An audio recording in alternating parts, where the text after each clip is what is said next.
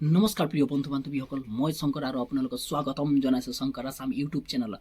Assam police ABUBৰ কাটআপৰ test অৰ্থাৎ 25 জানুৱাৰী তাৰিখে কাটআপ ওলাব নেকি তাৰ বিষয়ে মই আপোনালোকক জনাই আছোঁ।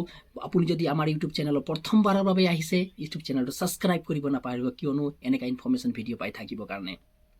এতিয়া কথাটো হৈছে যে 25 জানুৱাৰী তাৰিখটো একদম হাইলাইটেড তাৰিখ হয়, গম পাইছে না। 25 জানুৱাৰী তাৰিখে আছাম পুলিচৰ কাটআপটো আহিব পৰা সম্ভাৱনা আছে নে নাই? প্ৰথম কথাটো হৈছে যে মই দুদিনমানৰ আগতে আপোনালোকৰ এটা নটিচ দেখুৱাইছিলোঁ। চক নটিচটো আপোনালোকে ইয়াত পাই যাব পাৰে। তাত এটা ৰেড কালাৰৰ প্ৰিণ্ট 11 নম্বৰত লাগি আছে, চাবচোন।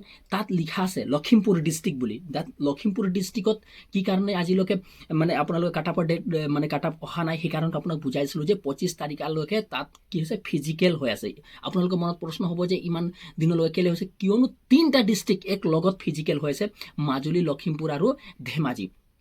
সেইকাৰণে তাত ফিজিকেল হৈ আছে। এতিয়া কথাটো আহি যায় যে 25 তাৰিখে কাটআপটো দিব নে নিদিয়ে। শুনক, সেই দিনটো হৈছে শনিবাৰ। এটা কথা, প্ৰথম কথাটো হৈছে শনিবাৰ। সেই দিনটো যদি গধূলি আগমুহূৰ্তলৈকে লখিমপুৰ ডিষ্ট্ৰিক্টৰ যেতিয়া শেষ হৈ যাব, সেই অৱস্থাত প্ৰায় সম্ভাৱনা আছে যে সেইদিনা দিব পাৰে। কিন্তু যদি নিদিয়ে তেনেহ'লে 26 তাৰিখেও আপোনালোকে 25 তাৰিখে নিদিলে 26 তাৰিখেও অহাটো সম্ভাৱনা নাই, কিয়নো 26 তাৰিখে হৈছে গণতন্ত্ৰ দিৱস। গণতন্ত্ৰ দিৱস কেতিয়াও দিব নোৱাৰে, আৰু সেইদিনা ছানডে পৰিছে।